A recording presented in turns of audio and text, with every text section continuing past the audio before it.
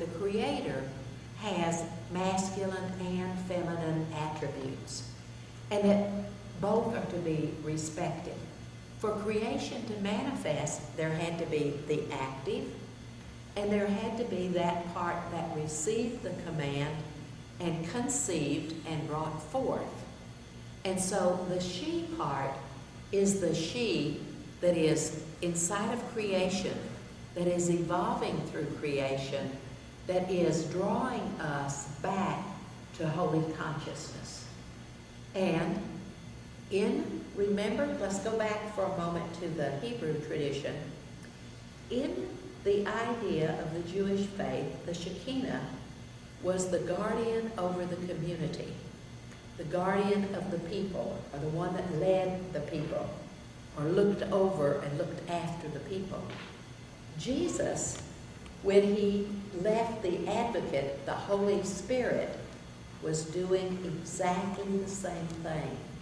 He was placing us in the care of the Holy Spirit. And the Holy Spirit is the Shekinah, is Sophia. So put together, just like we talk about the fourfold mystery of Christ, there is a fourfold, if I say it, mystery of the Sophia. The permeating consciousness, the wisdom that is everywhere in creation, that is evolving. There is the other way to think about this is the guardian, the soul. The soul is guarding and nurturing each of us. It's the feminine part, while the personality is the masculine part. So when we're talking about soul infusion, to give birth to the Christ within, we're talking about the masculine personality, the feminine aspect of the soul, working together, coming together in harmony, that the Christ presence be born within the manger of our heart. So it takes this soul infusion for that Christed aspect to be born, to evolve within us. It is taking us beyond ourselves.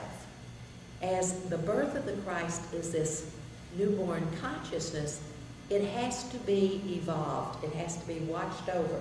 That's what the soul does. It watches over. When we bring the masculine, feminine part together, when it's born within us, the soul is really the mother that guards and guides that infant Christ within on its journey. It is the mother. When we begin to deal with all this, I want to give you another way to look at it.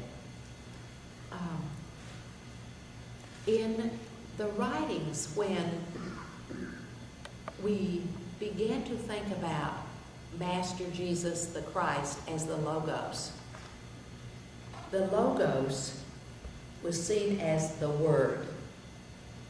Think about it a minute. Before the Word comes forth, the wisdom must exist. She, the wisdom, gives birth to the Word. Okay? When we're formulating something to say, we have to run it through and think before we can say it. Now, here's an important piece that I think helps us esoterically. Remember, we are talking about building love wisdom. Christ is the love aspect. Sophia is the wisdom aspect. Christ Sophia is another name for this presence within us. We give birth to the Christ Sophia. We give birth to not just love. As soon as we really begin to love and care, there is a Christ consciousness that flows. That Christ consciousness is the wisdom, is the Sophia. Is this beginning to bring some of this together for you? It isn't an easy subject. It's why it isn't offered readily. And I think we have to be ready. I think we have to be ready. And I think we have personally personal experiences that help us when we've had our experiences of just knowing, whatever they might be. Those experiences, each one helps us to be more comfortable with the next one. And it's like we are being led in this little trail of crumbs to know the higher nature. And so one little thing happens and we figure it out, or we take it, we accept it, we realize it's right or true or works for us. And then we sort of live with that, and then another droplet comes.